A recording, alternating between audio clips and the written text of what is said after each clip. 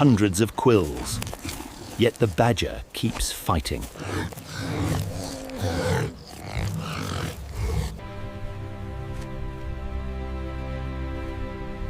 She grips the tiny cub gently and moves through the narrow passage.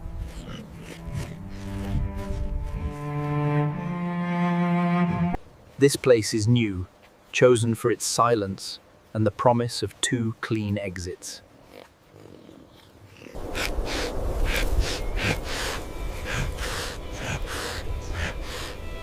Porcupine.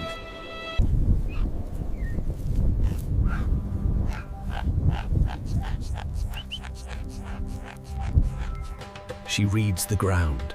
Broad tracks, drag marks where heavy quills brushed the soil. Her nose confirms what the wind said. The animal is close. A porcupine near a den is serious risk. Quills are hard hair with backward barbs. A strike to the face, paw, or throat can cripple even a honey badger.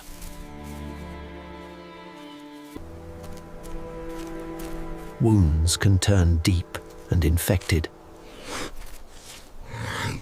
Body low, claws ready, she circles to judge distance and angle.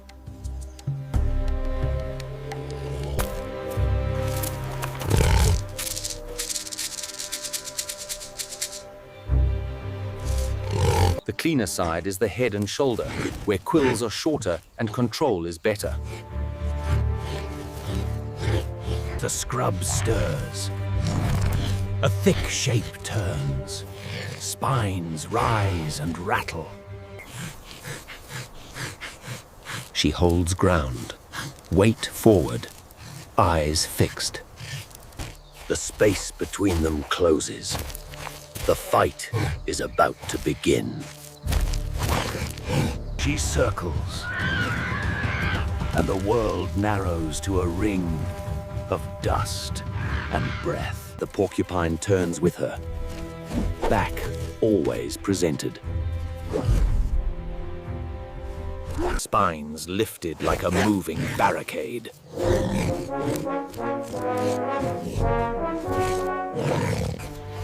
And every opening she imagines closes with a hard pivot and a shove.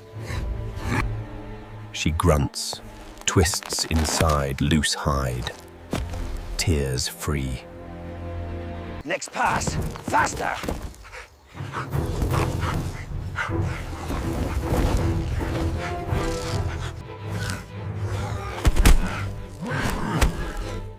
Another jolt. The turn is brutal. Spines drive her chest and throat. Dry taste of keratin. Each breath pricks. Stings hang in muscle and make each step heavier.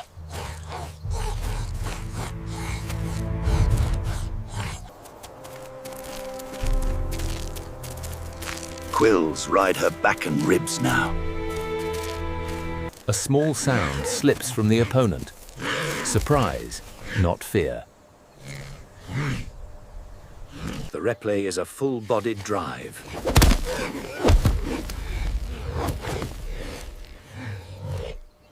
She works the circle wider, then tighter.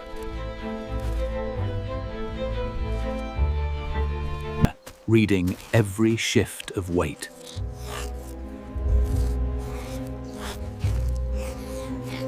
But the porcupine answers each angle by wheeling.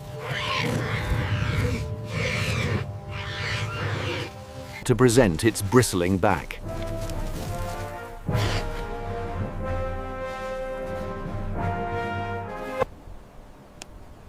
A living barricade that advances and retreats with stubborn precision, denying her the clean line to the head and shoulder she needs. She feints low and commits, only to meet the sudden slam of spines. The porcupine breaks from the circle, armor thinned by the long grind, and runs with a stiff side-to-side urgency.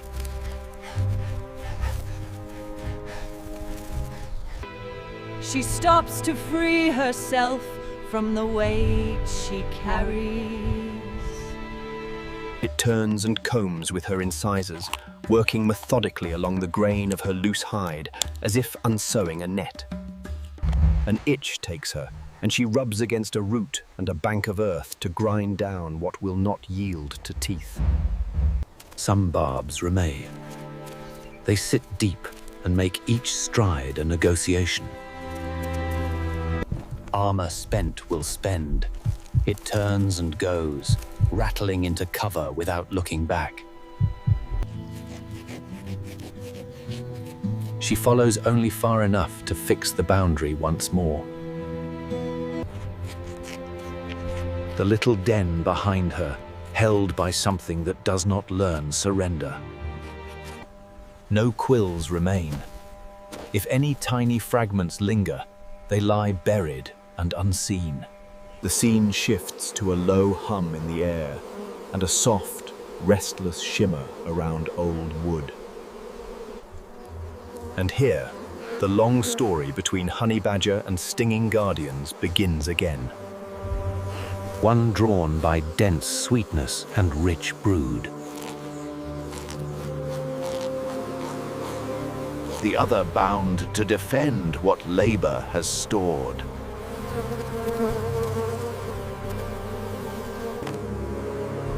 A contest measured in nerve, hide, and resolve, rather than speed.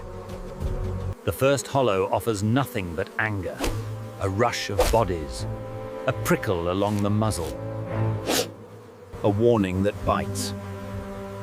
She backs off without bluster, drops her head to the bark, and reads for the heavier scent that means true reward. Following faint spill lines to another trunk,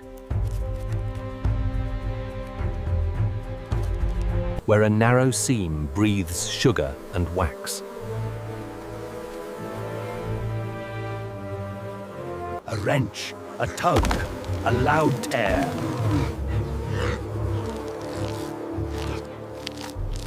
And pale comb falls, breaking open as it hits the ground.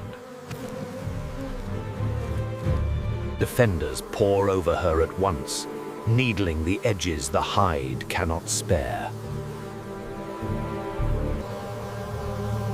Eyes squeezed to slits, nose tucked, lips folded tight. Yet she keeps to the simple economy that shapes this relationship. She bites through the wax, gulps the syrup. And the soft bodies it holds snatches another clutch.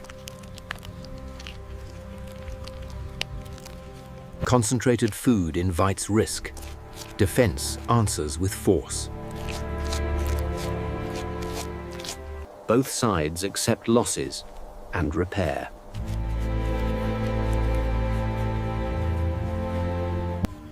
Reading every bend of the terrain, as if the land itself were an extension of the leopard's memory, and covers large ground with a steady, tireless walk. Its skin is thick and loose, so it can twist inside a grip and break free.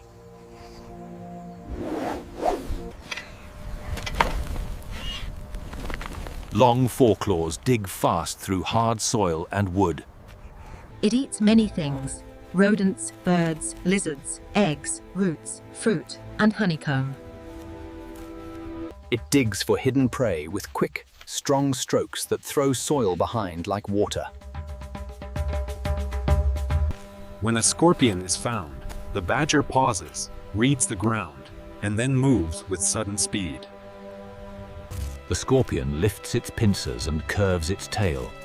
The sting aims for the face or paw. The badger keeps its head low and swats to pin the body.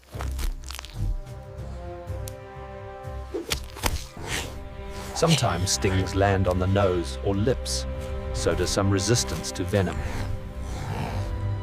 The badger pulls the scorpion apart.